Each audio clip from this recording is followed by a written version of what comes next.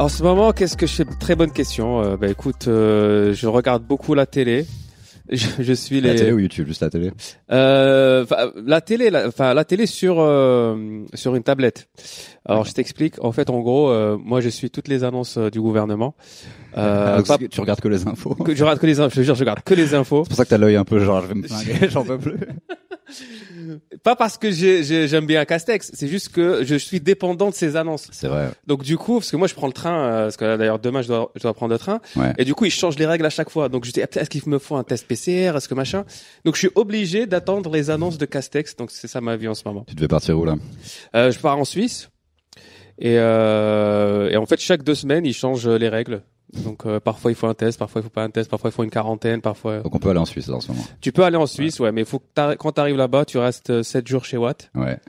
Et Ah oui, la quarantaine, et ouais. tout, ouais, c'est relou. Donc tu vas faire ça? Tu vas rester Sauf, en fait, officiellement. Après, tu fais ce que officiellement, tu oui, veux, bien quoi. sûr, bien sûr, bien évidemment, je respecte toutes les règles de tous les pays. Non, oui, c'est ça, il faut faire ça. Après, sauf si t'es dans la culture. Ouais. Donc, si tu prouves que t'avais un spectacle, comme j'ai eu un tournage, je vais jouer sur ça. J'ai un spectacle. Je peux jouer. C'est vrai, hein. Ça, c'est, en fait, les règles, elles sont bizarres parce que c'est pas genre, si t'as pas de symptômes, si t'as un spectacle, c'est bon. Ouais. On s'en fout du Covid. Genre, c'est ça le truc. J'ai le Covid, mais j'ai aussi les blagues. J'ai des Bon, blagues. On peut négocier. C'est cool. Bon, ça va, tu tiens le coup? Ouais. Écoute, on essaye, hein. J'ai tout testé. J'ai testé Instagram, Zoom, toutes les Au niveau du contenu, tu veux dire? ouais, tu sais, des l'humour. pour s'occuper, quoi, pour faire, tu sais, les petites soirées sur Zoom et tout. Ouais. Et là, écoute, là, c'est un peu, les tournages reprennent un peu. Donc, T'as fait du stand-up sur Zoom alors? j'ai fait beaucoup Ouais. de stand-up sur Zoom, C'est ouais. c'est mon pire cauchemar. Eh ben, écoute, honnêtement, Ça va? franchement, ça va. Ouais. Au début, c'est compliqué, mais en fait, c'est pas genre j'aime bien faire du stand-up sur Zoom, mais entre ça et rien, Ouais, tu préfères? je préfère, ouais. Parce que moi, justement, la question que je me suis posée entre ça et rien, je fais, on va attendre Rien, un peu. Hein, Déjà, quand je voyais, après le premier confinement, quand les gens ont commencé à jouer avec, tu sais, un petit ampli Marshall sur un quai de scène, genre, j'avais vu, je sais plus, Khalil faire ça. Ou les gens Ouais. J'ai fait, rappelez-moi dans un mois ou deux, ça me fait trop chier.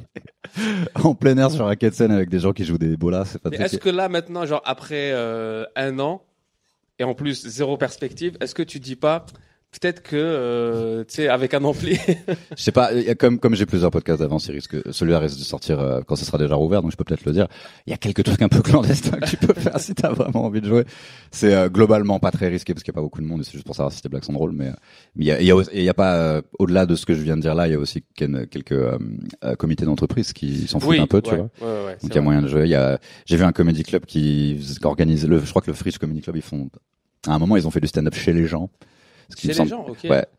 Et non, mais en fait, ça va peut-être me manquer au bout d'un moment, mais dans ma tête, je suis encore, ouais, ça reprend cet été, quoi. Donc, on espère tous, mais bizarrement, en fait, on s'habitue. Tu sais, Zoom au début, moi aussi, tu sais, c'était bizarre, tu vois. Tu dis, il y a un délai, machin.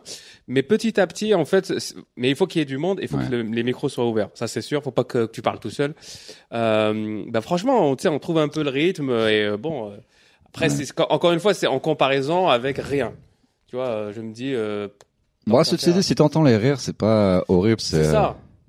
C'est une expérience. Quand je sais pas, c'est à Montréal, ils ont fait un truc où t'es debout et il y a des écrans et les gens sont sur Zoom et toi t'es dans un studio, quoi. Ouais. C'est un peu le même concept, c'est juste que c'est plus stylé. Mais nous en Suisse, on avait fait au premier confinement, on avait fait c'était un comedy club, donc au Caustic, et il y avait des sièges et t'avais des iPads. Et donc tu voyais des gens sur des iPads. Ah putain, c'est Robocop, c'est le futur. Je te jure que c'est le futur. Et ça aussi, en fait. Les iPads, ils font ça. C'est des petits iPads et parfois t'as des couples qui sont dans le même iPad et tout. C'est super marrant. En fait, ça te donne d'autres blagues à faire. Mais bon, après, tu vois, il y a toujours ce côté zoom, délai. Parce que moi, j'aurais juste l'arrêt sur image de moi en train de faire ça, où je me dirais, voilà le futur dystopique, voilà le Blade Runner, le cauchemar est arrivé. Je pense que nous, le pire pour nous, c'est de parler tout seul. C'est-à-dire que si tu parles tout seul, ça c'est compliqué. Ça, j'avoue. Autant faire un podcast comme ça. Il y a des spectacles sur Zoom où genre il y a pas les micros des gens et du coup tu les vois juste faire en flou comme ça. Ça c'est chaud ça. Ça je pense. en fait, au moins une personne, au moins au moins un rire. Parce que, mine de rien, en fait, après, tu me diras. Juste un gars, juste un seul gars qui fait. C'est là où tu te rends compte qu'en fait, les rires des gens, ou même les non-rires des gens, leurs réactions, elles rythment Totalement. ta performance, tu vois. C'est pour ça que quand ça rit pas, on est presque nul automatiquement parce que tu sais plus où te placer parce qu'il rit jamais. Donc t'as plus de pause à faire. C'est ça. Et c'est généralement, en gros, si tu te bases sur ça pour faire la transition et tout. Et ça, je me suis rendu compte que en faisant des zooms et des trucs où il y a pas beaucoup de son, je me suis dit, ta merde. T'as essayé le fast cam ou pas? Genre, je sais que Verino il fait ça chez lui, par exemple. Genre tout seul. En fait, pour certaines entreprises qui m'avaient contacté, j'avais fait des vidéos. Donc, en gros, je m'enregistre, je fais un montage. Donc, c'est pas exactement un fast cam en mode, tu vois, genre live. Ouais. Mais c'est un petit montage fast cam. Mais en fait, là, à la limite, ça me dérange pas parce que c'est comme une sorte de chronique. En gros, tu sais que tu vas être tout seul, donc t'y vas, quoi. Mais c'est quand t'es un spectacle où t'es censé, comme t'as dit, il y a des gens tu vois pas le sang, tu vois juste leur visage en train de rigoler. C'est là où c'est compliqué. Moi, je t'ai connu en 2014 au Bordel Club. Bordel, c'est vrai. Et je me souviens, tu venais à l'époque, tu faisais un truc avec un instrument où je t'ai demandé 1000 fois ce que c'était, j'ai jamais retenu le nom. Pourtant, toi, t'es musicien. Ouais, c'est une honte. Il y a une corde, non? Il y a une corde genre au milieu à vide. Ouais. Et t'as 2 cordes, t'as 3 en tout, et ça s'appelle un gambri. Ouais. C'est une sorte de basse, c'est vraiment une basse c'est ça. avec un côté percu. Et moi, ce que je me demande, c'est avant ça, il me semblait que tu faisais du stand-up. En gros, t'as voyagé dans le monde entier. C'est une des particularités. Comme Yacine Bellous, t'avais vraiment fait des pays où je savais même pas qu'on pouvait faire du stand-up, genre le Mexique et tout. Qu'est-ce que tu faisais avant, pas forcément avant le stand-up, mais avant que je commence à te voir de plus en plus en France, donc 2014, il y a 7 ans, c'est ça? Est-ce que tu faisais déjà du stand-up avant?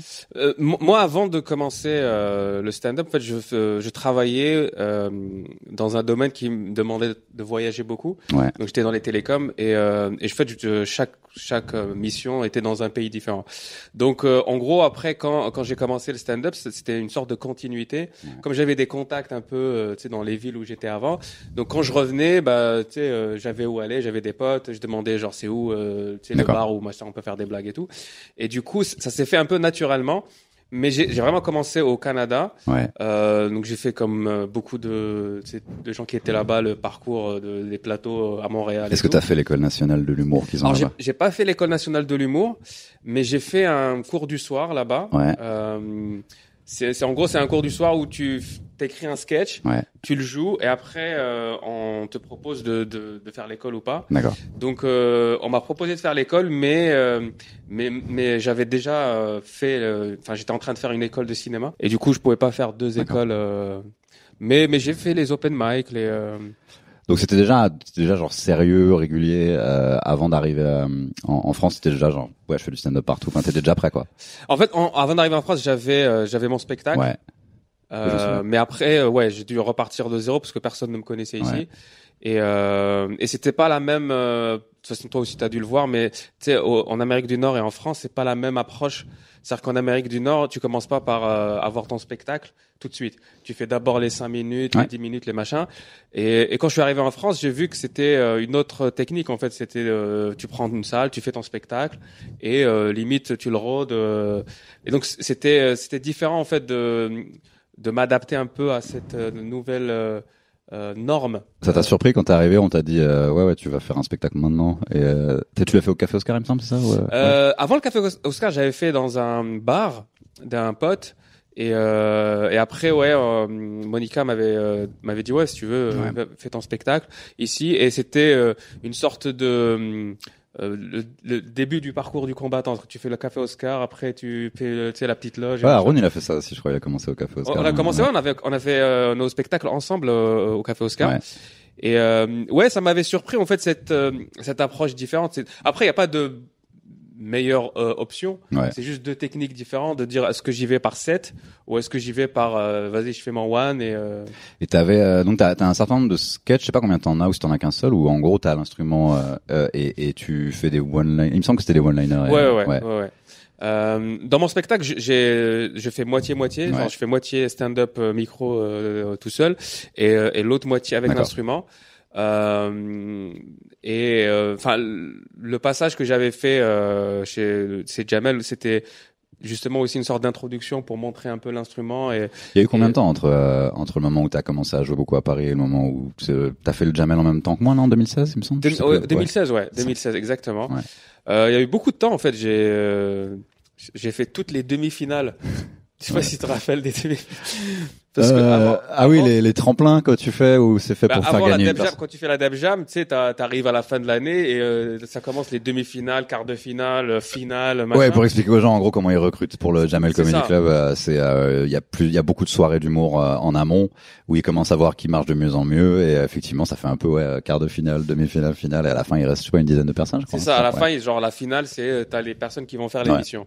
Et moi je l'avais fait je crois 2 ans de suite où à chaque fois on me disait t'es en finale mais on va pas tout dévoiler ici mais voilà ça s'est pas fait et ça me dérange pas, tu peux dévoiler ce que tu veux. Non mais après faut laisser le suspense pour dis que tu veux pas brûler un pont, c'est ça tu veux. Ouais, non mais en fait, pas grave. Non mais bien sûr mais moi j'ai pas de problème, c'est juste que on va dire je vais donner un exemple, c'est comme The Voice. Ouais. Et c'est comme ils sont pas retournés pour toi. non. Personne n'a appuyé sur le bouton. C'est comme The Voice, c'est que parfois ceux qui arrivent en finale, c'est déjà calculé à l'avance. Une fois j'ai fait un tremplin où c'est la seule fois de ma vie où j'ai gagné un truc où clairement ils avaient déjà décidé que j'allais gagner parce que je voulais pas m'inscrire et ils m'ont dit non mais inscris-toi hein. Inscris-toi à ce tremplin. J'ai fait avec limite un clin d'œil comme ça. Je fais bon, je crois qu'ils veulent me faire gagner. Ben parfois ça arrive. Par exemple, si tu fais un festival dans une autre ville et ils te disent viens et tu dis écoute, il y a un billet et tout, ils te disent viens, tu sais que tu vas gagner. Tu vois, s'il y a un prix, c'est que parfois en fait ils te font comprendre que tu vas gagner ou pas, et parfois tu fais pas partie de ceux qui vont gagner et c'est pas grave. Bah il y a des festivals en dehors de Paris où quand tu fais du stand-up, enfin tu sais il y a encore des régions un peu reculées où tu sais si tu fais pas un peu sketch perruque blague bigardesque, on te regarde comme un extraterrestre. Ouais. En gros, si tu fais du stand-up, tu te regardes genre. T'es pas prêt. T'as rien préparé. T'es venu comme ça. Y a pas de mise en scène. Ouais. Moi, j'ai joué une fois à Grenoble et je suis sorti du train. Il y a une autre humoriste qui m'a demandé, mais alors, ils sont où tes accessoires? Et quand j'ai dit, j'ai pas d'accessoires, elle m'a vraiment regardé, genre, je me la pète, quoi. Genre, oh, monsieur, fait du stand-up. Mais ça, c'est dommage parce que, honnêtement, je trouve que c'est créer une sorte de différence entre le stand-up et tu sais le seul en scène par exemple. Mais en plus c'est eux qui antagonisent. Du coup même socialement ils t'antagonisent et ils te parlent chelou alors qu'en fait tu sais moi je m'en fous de ce que font les gens sur scène, ça m'intéresse plus comment ils sont en vrai et leur parler. Ou les gens qui veulent t'imiter ils disent attends je vais faire du stand-up, je sais pas si vous avez remarqué. C'est tout pour moi. Voilà, on vous connaît, mesdames et messieurs. Vous avez. Moi, quand j'ai commencé le stand-up, il y avait beaucoup de troupes de théâtre qui faisaient des parodies de stand-up. Ouais. Genre, et qui faisaient ça, justement. Genre, c'est tout pour moi. Je fais, bon, écoute, c'est dommage, on pourrait tous s'entendre, on pourrait tous coexister. Bien sûr. Après, moi, honnêtement, ça me dérange pas qu'il y ait des gens qui fassent des vannes sur les stand-uppers. C'est au contraire. Après, par contre, là où, comme tu dis, par exemple, quand les gens ne font exprès de pas comprendre et te dire, ouais, en gros, ce que tu fais, ou ce qui m'énerve le plus, c'est quand tu fais un spectacle, les gens passent un bon moment et après ils te disent, t'as des gens qui te disent, ouais, mais, c'est quoi le fil conducteur? C'est quoi le lien? En plus, t'en as un, toi, parce que c'est nomade. Donc c'est genre, le mec qui va partout. Je me suis forcé à faire un truc, mais honnêtement, moi, je m'en fous. Ouais. Moi, est-ce que t'as passé un bon moment ou pas? Moi aussi, je m'en fous. Et c'est vrai qu'en France, la différence, elle est aussi là dans le marché. C'était marrant, mais à un moment donné, ils parlent des vaches et ils passent direct à Daesh. Pourquoi? C'est des conventions théâtrales en fait où ils comprennent pas que c'est pas les mêmes règles. Donc s'il y a pas de transition, s'il y a pas de chute genre surprise genre Night Shyamalan, tu vois genre c'est pour eux t'as pas bossé parce que c'est exact. Quand tu fais bien le travail du stand-up, on a l'impression que tu t'es touché les couilles en fait et que t'as rien fait, que t'es juste un gars qui parle alors qu'en fait souvent tu t'es quand même un peu préparé. C'est ça que je pense que t'as entièrement raison. C'est ça. Que certaines personnes ont du mal à comprendre parce que on te reproche tu sais d'aller un peu partout, de pas avoir de lien entre tes sketchs et moi au contraire c'est ce qui me plaît, c'est de passer vraiment du coq à l'âne. Et du coup, tu joues au moins à 50% en anglais, je dirais presque, non? C'est quoi ce serait quoi la proportion? Ouais. Avant Covid. Et imaginons que c'est bientôt fini et que ça s'est jamais produit. Enfin, moi, j'ai eu la chance de commencer à Montréal, qui est une ville complètement bilingue. Ouais. Et du coup, il y avait autant d'open mic en anglais qu'en français. Ouais. Et mine de rien, en fait, j'ai eu plus ma chance en anglais qu'en français à Montréal. Donc du coup, je jouais plus facilement en anglais au début. Ouais. Et j'ai gardé cette, tu sais, d'aller faire des plateaux en anglais et en français. En France, on a maintenant beaucoup plus de plateaux en anglais. Ouais. Donc tu peux jouer régulièrement à Paris en anglais, ce qui est très très cool. À Genève aussi. Donc en fait, dès que je peux. À Montréal, j'ai fait un truc qui s'appelle le Art Loft. Ouais. Bon, au-delà d'être une plaque tournante de la drogue, c'est aussi un Chris, message pour toi. Bah, il parle de ses incarcérations sur scène, donc c'est pas. Ah ouais. Ah non, c'est pas Chris, c'est l'autre. Green Room, donc. Ce qui était intéressant dans ce spectacle, c'était que c'est tous les vendredis, je crois là-bas, et tu joues. En fait, si tu veux faire une blague en anglais ou une blague en français, le public va comprendre les deux. Ça c'est trop cool. Tu peux choisir en live, genre, tu l'as fait en quelle langue, ça là. Ça, c'est mortel et c'est exceptionnel à Montréal. C'est que même ton spectacle, il y a Sugar Sammy qui avait fait son spectacle en français et anglais. Ouais. Et en fait, c'est la seule ville où tu peux faire ça. Et les gens, en fait, ils vont vraiment capter les deux. De toute façon, dans la ville, quand tu marches, t'entends les gens, ils commencent une phrase en français, la terminent en anglais. C'est-à-dire qu'ils sont vraiment dans un délire bilingue. Très intéressant. Leur histoire est compliquée parce qu'il y a aussi un problème avec la langue anglaise, parce que on a une version de ça chez nous, mais moins vénère. Je vais pas refaire l'histoire du Canada ici, mais en gros, ce qui est vraiment cool, c'est qu'effectivement, ils comprennent à peu près tout, et ils comprennent aussi stand-up. T'as vraiment pas à expliquer pourquoi tu mets pas une perruque ou pourquoi t'as pas. Ouais. Non mais. T'as pas un personnage, quoi. Et même la discipline les hecklers, tu vois. En fait, ils comprennent tous les codes du stand-up, et du coup, quand il y a quelque chose. Que ça soit bizarre ou pas bizarre qui se passe, en fait, tout le monde sait exactement ce qui se passe. Il n'y a pas de, comme tu as dit, pourquoi à un moment donné, il n'y a pas eu le noir au milieu pour passer au deuxième acte. C'est horrible ça. Pourquoi Merci. Mais c'est que ça, par exemple, j'ai galéré, parce que la première fois que j'ai fait mon spectacle en France, du coup, je devais faire une répète avec la régie et j'ai rien. Et il est où ton noir? Et t'es là, qu'est-ce qu'il dit? Il est où mon noir? C'est quand ton noir? Il me dit, c'est quoi tes cues et tout? Je fais, j'ai pas de cues. Si tu veux, mets-moi une musique au début. Mais laquelle? Je fais ce que tu veux, mec. Mets-moi un truc punchy, c'est tout. Il me fait, mais non, il faut me dire machin, à quelle minute? Je fais, putain, mais il est relou, ce type. Et en fait, en gros, lui, il l'a vu comme un montage, d'une pièce de théâtre. Même pour les lumières, des fois, il demande. Des lumières, j'ai dû créer des lumières. Tu peux appuyer sur on, sur une lumière qui va dans ma gueule. Et ensuite, si je bouge, tu peux éventuellement la bouger. Et puis c'est bon, hein. Il y a pas de. Moi, toute la partie où j'ai dû, faire le premier fichier pour faire le déroulé, mec, il y avait rien. Et j'ai dû mettre, tu vois, genre première partie, lumière, plein feu. Deuxième partie, je vais rajouter un slam. T'imagines le cauchemar des humoristes qui ont vraiment une bande son dans tout leur spectacle. Et quand t'as pas d'ingé son attitré, en gros, tu dois aller dans toute la France et dire à l'ingé son, tu vois là, à 28 minutes 30, je dis saucisson, donc faut lancer Lady Gaga. Et le mec il s'en bat les couilles. Et il lance jamais au bon moment en plus parce que il s'en fout, quoi. T'imagines un truc comme ça aux États-Unis, t'arrives dans un comédie avec ta liste. Excusez. Tu te donnes 5 minutes, excusez-moi, à 4,32. Pour un open mic, des fois, ils font. Quand j'hostais l'open mic au théâtre du gymnase, il y avait des gars, ils arrivaient avec leur bande son. Je frère, t'as 5 minutes, on s'en bat les couilles de ton CD. Ton CDR. Il est là avec, est-ce que je peux avoir une lumière, Vous avez mauve? Je cherche mauve. C'est parce qu'à un moment donné, dans ma blague, je parle, c'est d'émotion. Mais tu vois, c'est là où, quand tu prends, une culture différente, c'est pareil, tu peux te moquer, mais l'idée c'est de dire en France, en fait, c'est une autre technique. Et moi, je trouve les deux intéressantes. Honnêtement, c'est même au début de dire, vas-y, je me lance dans un one man et je sais pas si j'ai 1 heure. Je trouve ça intéressant parce que tu construis différemment. Après, tu vois, je suis pas là pour dire, faut pas le faire comme ça, faut faire comme les Américains ou faut faire. Chacun sa culture. Moi souvent en fait les décisions que j'ai prises pour moi, on a cru que je les prêchais à tout le monde alors que je voulais juste moi personnellement attendre pour faire un spectacle, mais je disais pas aux gens qu'il fallait pas le faire. C'est juste que pendant très longtemps moi je te jure pendant une demi-heure j'étais en souffrance, quoi. Si je galère déjà sur une demi-heure, je vais pas faire le double avec 0 following, donc en plus sur Sonper dans la salle. Voilà, mais j'ai jamais dit aux gens faites pas votre spectacle. Chacun fait ce qu'il veut. En plus, toi, t'es là sur scène, tu vas partager un moment de sincérité. Ouais. Donc si tu te forces à le faire, ça va se voir. Donc ça sert à rien. Ouais, moi les 5 premières années, les gens ils sont peut-être naturels tout de suite et ils savent qui ils sont. Moi j'étais terrifié, juste à la simplicité de parler en public pendant au moins les 5 premières années. C'est juste que j'ai appris à le cacher au fur et à mesure et puis au bout d'un moment j'avais plus peur quoi. Ouais. Mais l'idée de vendre 1 heure alors que je suis pas connu, que personne ne veut nulle part et en plus j'ai 30 minutes que j'essaye d'étirer sur 1 heure. Moi je te donne la technique. Ouais. T'es musicien toi. Ouais. Tu prends ton instrument de musique ouais. et tu grattes du temps. Moi, c'est comme ça. Oh, happy days. Exactement. C'est que tu fais tes blagues, quand t'arrives à la fin, tu dis, OK, chanson, tananana, tu fais ton 1 heure et après tu ajustes. En fait, c'est en France, ils ont pas, encore une fois, tu sais, ils ont pas, c'est-à-dire qu'ils peuvent voir un spectacle, de quelqu'un qui débute et, si t'as 3 blagues, ça dérange personne.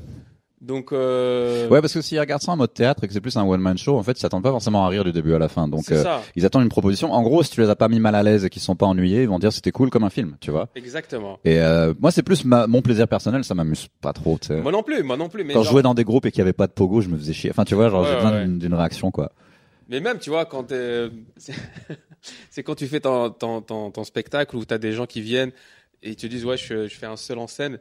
Et le seul en scène où t'as 7 minutes où il se passe rien, tu vois, c'est... C'est quoi, le festival dont je te parle, où la meuf m'a demandé si j'avais des accessoires, c'est elle qui a gagné. Et elle, son accessoire, en gros, elle joue une secrétaire un peu délurée, et les 2 premières minutes de son sketch, elle parle pas, elle fait un café. Les gens trouvaient ça génial. Écoute. Après, tu te dis pourquoi je me casse la tête avec c'est ça, pourquoi je m'en remets? Et tu sais, toi, t'es en stress, tu te dis putain, ça pas ri de ouf, ça pas applaudi, non, je zappe cette vanne. C'était le festival de l'enfer parce qu'en plus j'étais seul avec un micro et j'avais dû passer pour une diva parce que je voulais un micro quoi. En plus c'était un auditorium, c'était 500 personnes. Tu veux que je voilà mes vannes, je me suis pris un doigt dans le cul. Mais ça, on peut prendre 2 secondes pour le dire ici aussi. Le micro, c'est pas juste un accessoire genre comme ça pour faire stylé. Ouais. C'est vraiment un outil pour le stand-up. Bah, ça veut dire que si je veux parler normalement, je peux faire ça, tu vois, ce qui est, alors que il y a le chuchotage théâtre où c'est et tu vois, c'est pas naturel du tout. Il y a des gens qui arrivent à gérer peut-être, mais puis en plus je sais pas, les bras et tout. Moi j'ai fait quelques passages sans micro, pas amplifié, je me dis non, il y a moins de nuances possibles en fait au niveau du son. Et surtout si t'as fait toute ta carrière avec micro, en fait c'est bizarre après de changer comme ça pour une soirée où t'es jugé et on te dit pour cette soirée-là où tu vas être jugé, on t'enlève le micro. Fait mec, non. C'est vrai que si j'avais un micro cravate, j'aurais l'impression d'être Julien Courbet, tu vois, je me sentirais mal, tu vois. Mais... Ouais, non, mais il y a des gens qui sont à l'aise avec le micro cravate. Enfin, après, chacun fait ce qu'il veut. Mais est-ce que t'as déjà chanté, est-ce que t'as déjà mélangé stand-up et chant ou pas du tout? Non, je saurais pas du tout comment. Jamais. Faudrait que ça m'apparaisse comme idée, genre, mais voilà, ce que je dois faire. Mais globalement, non, j'aime bien séparer les deux. En plus, j'aime pas trop la musique drôle j'aime bien. Oui, c'est vrai. Après, c'est un style différent. Il y a un truc qui m'intéresse beaucoup sur toi, c'est que tu joues beaucoup aux États-Unis. Un truc que je n'ai pas beaucoup l'occasion de faire, mais que j'aimerais à l'avenir. On s'est croisés quand j'étais à New York il y a 2 ans. Ouais. On est vraiment allé au bon moment où c'était le dernier moment où c'était cool, quoi, tu vois. Même après le Covid, la ville est morte. Hein, de toute façon, il va falloir 10 ans pour que ça remonte, je pense. Mais bah là, ça va être compliqué. Là, tu vas voir des Bill Burr en train d'attendre des open mic pour jouer des 5 minutes. Et ouais, on s'était vu à New York. On était allé au Comedy Cellar ensemble en juin. On avait vu. En plus, le line-up était ouf. Il y avait entre autres Bill Burr à la fin. Même Joe D'Apato, enfin tu vois, c'était ouf. C'était incroyable. Et Bill Burr, il avait une énorme moustache, il filmait The King of Staten Island, donc il avait une énorme moustache rousse qu'il faisait passer pour un quasi-nazi. Ouais, il avait fait un sketch sur l'avortement en plus, donc c'était bizarre de voir. Il avait vraiment une dégaine de redneck. L'avortement. C'était mortel. Mais ça, c'est New York, en fait. Parfois, c'est dans des open mic éclatés que tu trouves des rostas en train de tester du matos. Ouais. Et c'était en kiff, quoi. Voilà, on commence à faire ça maintenant ici. Tu peux dans les comedy clubs, tu peux croiser Fario, Roman ou des gens comme ça. Toi, c'est quoi ton expérience aux États-Unis en tant que humoriste? T'as senti un début où tu disais si je reste vraiment là-bas, il y a moyen de creuser un truc ou c'est galère? Après, c'est toujours, tu sais, ce que je ressens et la vérité, je sais pas. Mais moi, honnêtement, en fait, en gros, aux États-Unis, t'as plusieurs niveaux. Ce qu'ils appellent, tu sais, t'es un open micer au début, tu fais les open mic, où tu dois ramener du monde pour aller, jouer, où tu dois payer pour jouer. Après, t'as certains shows où t'as vraiment un vrai public. Ouais. Mais on te book pas forcément facilement. Donc moi je commençais à faire ça Je commençais à voir vraiment des spots où il y avait du public, que ce soit au Gotham ou au Stand-Up New York. Et après, en fait, on m'a vraiment rappelé une fois pour rejouer, et j'ai dit je suis en France.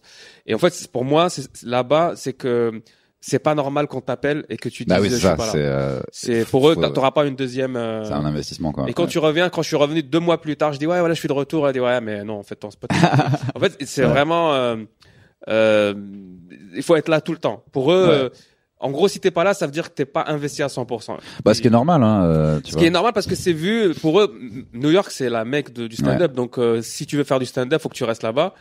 Et du coup, tu peux pas expliquer non mais moi tu sais je suis en France, ma vie est en France et je reviens après donc tu sais il y a pas ça. Ouais, ils veulent des gens qui sont investis et chauds et qui ont envie de d'arriver. Toi c'est pas un truc que t'aimerais à un moment tenter, genre vas-y on fait les États-Unis, on va jusqu'au bout de ce qui est moi possible, quoi. Grave, j'aimerais tenter. Le seul truc c'est que les États-Unis si tu veux le faire, il faut vraiment te dire voilà, j'ai 2-3 ans. Ça coûte beaucoup d'argent. Voilà, où je vais vraiment pas avoir de Moi si je le fais, faut que je sais pas 50 000 euros tu gagnes au tac au tac à claquer quoi, et là non, ou tu te fais du blé ici, il y a moyen de faire des trucs, tu vois, mais c'est ça en fait ici.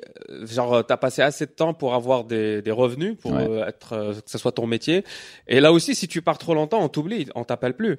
Moi c'est toute l'histoire de ma vie, c'est que je suis entre 3-4 pays. Tu vas quelque part on t'oublie, tu vois. C'est ça, c'est que j'arrive on m'appelle et après dès qu'on me rappelle je suis pas là. Donc mais t'as aucune envie de plus être nomade Si de plus en plus bah déjà avec le Covid là tu remets tout en question et c'est vrai que maintenant tu te dis parfois, faut choisir et dire voilà, je reste dans un pays mais on verra. Ouais. Toi, tu fais les mêmes vannes parce que je sais que tu joues en espagnol aussi. Ouais. Tu en, je sais pas si c'est algérien, je sais pas, je connais pas la langue. En arabe, en dialecte algérien, en anglais aux États-Unis, vu que c'est à peu près la même vanne, tu sens des réactions différentes où tu sens qu'ils comprennent mieux peut-être ou parce que c'est très en fait ce que tu fais c'est très bien écrit et très bien structuré, ce qui eux savent parfois mieux apprécier que ici, j'ai l'impression. Bah merci beaucoup déjà. Non mais en fait ce que j'ai remarqué là-bas c'est que parfois tu peux pas faire les mêmes blagues qu'ici. C'est-à-dire qu'on n'a pas les mêmes les mêmes références. Mêmes références et même on n'a pas les mêmes je sais pas c'est quoi le terme exact. En gros, par exemple, ici, si je fais une blague sur le racisme ou sur les Renois, les Rebeux, tout de suite ils savent que je ne suis pas raciste parce que je fais partie de la minorité. Ah, ici là-bas t'as pas le pass? Là-bas t'as pas forcément le pass. Ils croient que t'es genre espagnol, mexicain. En fait là-bas ils savent pas trop, ils savent pas où me situer. Du coup, faut vraiment que j'explique d'abord d'où je viens. Avant de pouvoir parler de quoi que ce soit. Même quand je disais, par exemple, moi j'avais des blagues où je parlais d'Afrique, je dis je suis africain, nana. Le fait de dire je suis africain, ils pensaient que c'était quelqu'un qui était en train de se foutre de la gueule des Africains en disant moi je suis africain. Et voilà, c'est plus leur faute alors. Ils avaient qu'à savoir que l'Afrique, il y a pas que des Noirs aussi, tu vois. De ouf, de ouf. Mais j'ai eu des hacklers qui m'ont dit non, c'est pas vrai. Quand je disais I'm African, ils disaient non. Et j'ai dû faire. J'ai dit si. Et en fait, au bout d'un moment, genre on discute et après il dit ah oui c'est vrai, il est vraiment genre il est pas en train de faire une blague. et c'est juste la prémisse, tu vois. Et ça, par contre, j'ai appris à dire ok, pars du principe ils ne connaissent pas, explique d'abord qui tu es et après tu peux faire des blagues.